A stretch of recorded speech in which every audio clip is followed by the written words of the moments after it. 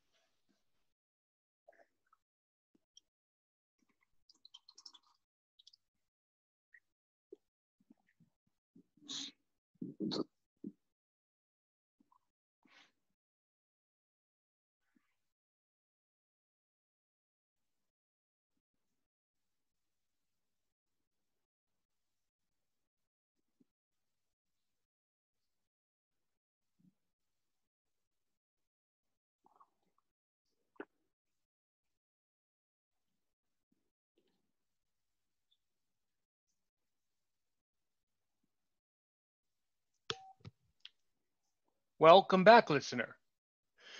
This is the Aaron's Opinion podcast with Aaron Richmond, and we're joined this evening by Bryan Velazquez from New York. He has a lot of interesting ideas about the New York City transportation system and what blind people can learn from this system. So I think now that we have clarified some of your goals and what's going on here, maybe can you tell us about an interesting experience you've had while traveling on the system? Yes. Thank you very much.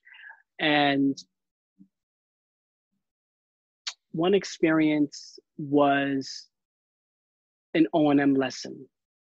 A couple of experiences I'm going to share, but the first one I'm going to share is one of my O&M lessons. So I was afraid at first to take the leap to travel by myself. It was a big adjustment. I've taken like Accessoride, I've taken paratransit, or whatever you want to call it. In New York City, it's Accessoride, or a stress ride because the ride comes so late. So one of my O&M lessons, I was this close to getting my third lesson in a row perfectly. But I messed up in one street crossing, and it turns out it was the last street crossing before I made my way to the house. And what was that for? Oh my God, I was upset because I was looking forward to getting clearance, and I didn't get it because of that last mistake and that last lesson. So we worked on the route a couple of more times, and we did street crossings again. We made sure that I heard the traffic correctly and made sure about the turning cars and was very clear on what to do going forward. So the next experience. This was back in when I first started traveling to school on the bus, the city bus. And I was the type of person that if I got to school late, I was a wreck. I didn't want to get to school late. I hated getting to school late. I didn't want to hear about getting to school late. So I take the bus and I announce to the driver, I need to get off here. I need to go up here. This is my stop at such and such place. Please be aware of that. And I try to make sure the driver's aware and whatnot. So little did I know, I missed my stop. So I had to get off the bus like 1 or 2 stops later, rushed across the street, rushed on the bus waited for the bus for some time, rushed on the bus back to where I needed to go, and held on for dear life to get to school on time. Thankfully, I wasn't too late, but it's a learning experience. Traveling independently, it's not going to be a walk in the park. You're going to have your issues. You're going to have your ups and downs. And that's with everything in life, people. Whatever goal you have, whatever idea you have, whatever project you have, you're going to have ups and downs, and that is normal. We all learn from our mistakes. We may fall down, but we may get up again, and we will We dust have ourselves off we and have try to. again. We have to. I'll tell you the times in my life where I've learned the most, or should I say more philosophically, the times in my life where I've seen the greatest light has been in the times of the greatest darkness, meaning it's impossible to be successful if you don't fall down, right? Correct. That is If you correct. and it's true. It's true in my life. If you don't fall down and skin your knee, you can't get up. You can't learn how to get up. And that is the life lesson. It's happened to me, not necessarily with transportation, but other things in life. It's happened to me at least 3 or 4 times. One big one, one big fall down, one big one that really pushed me into the level of success that I am today. It's a really long story. Not going to bore you. It has nothing to do Right. with New York. It is very interesting, but I'm not going to tell you now. I'm not going to bore you with that. But it is one of those types of stories where, when I was having that experience, it was about the hardest night of my life, the hardest thing I'd ever gone through. And I'm so grateful I went through it. And I'm a stronger teacher because of it. I'm a stronger person because of it. And quite frankly, I'm more of an appreciative person because of it. So whatever that was, I learned that you have to, you either in life, if you really want to be successful, if you're reaching your full potential, if you are succeeding, you're going to fall down. And if you don't fall down, then you aren't at your full capacity.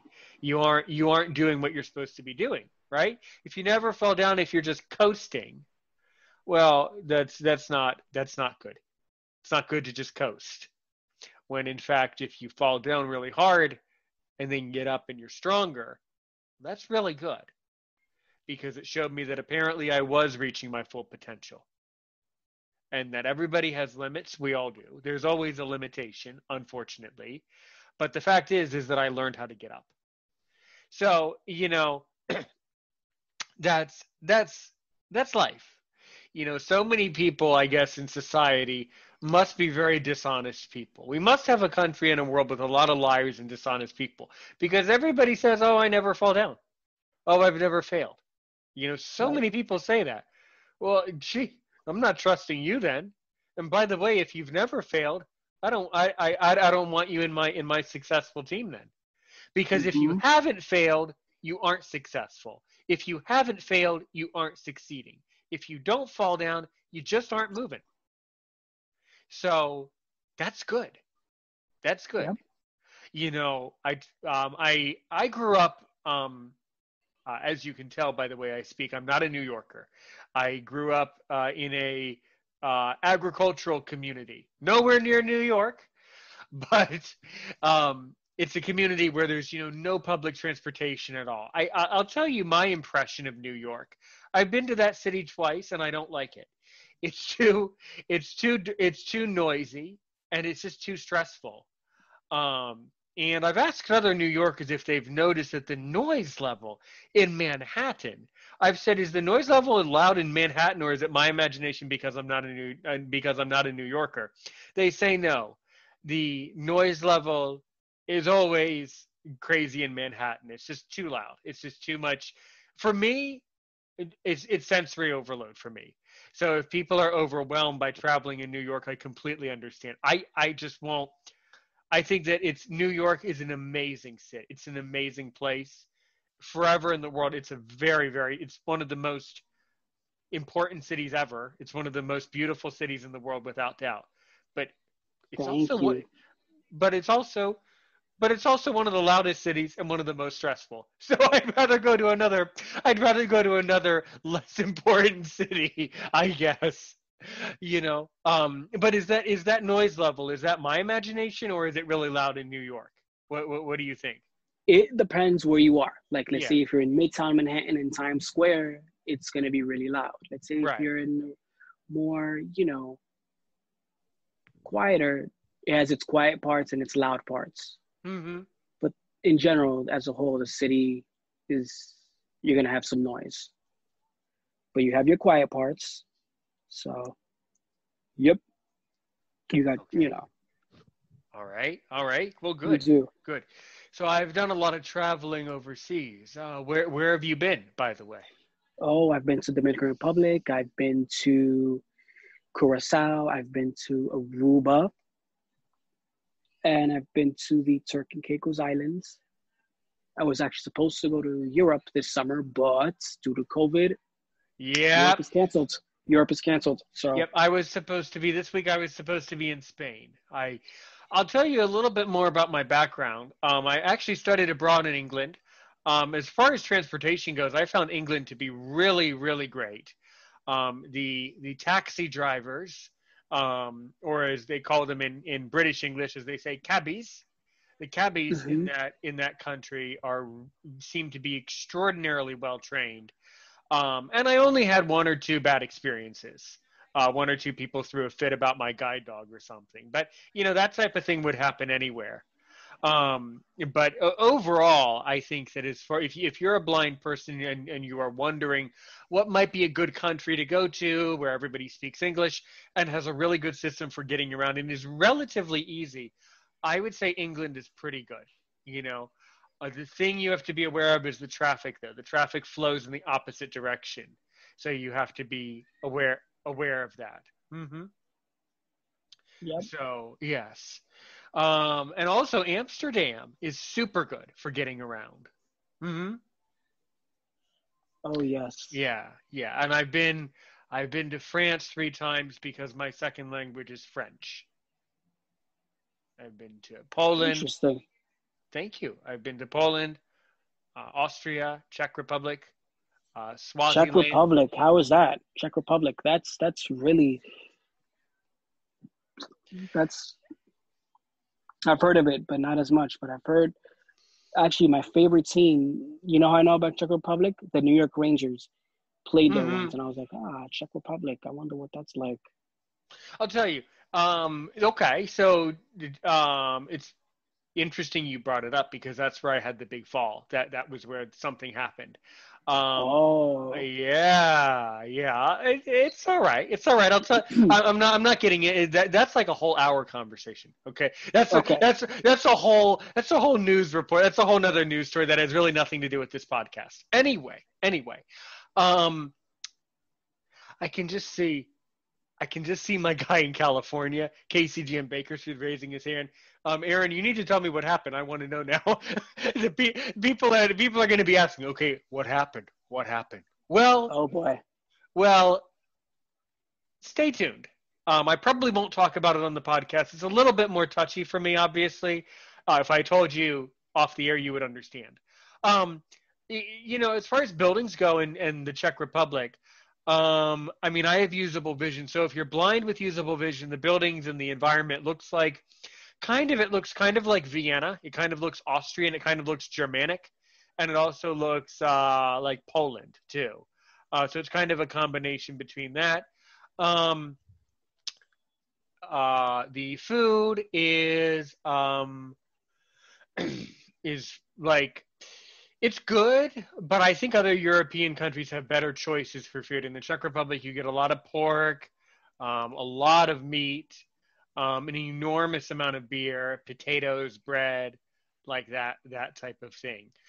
Um, is it really the best for getting around as a blind person? No, it's not.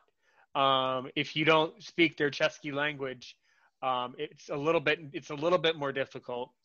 In Prague, everyone speaks English, but like any other capital, the people are very busy, so it would be unlikely for them to help you. Although they are very helpful, they're very kind people, and they're very reformed and at times a very serious people. But the Czechs are very kind; they're extremely kind.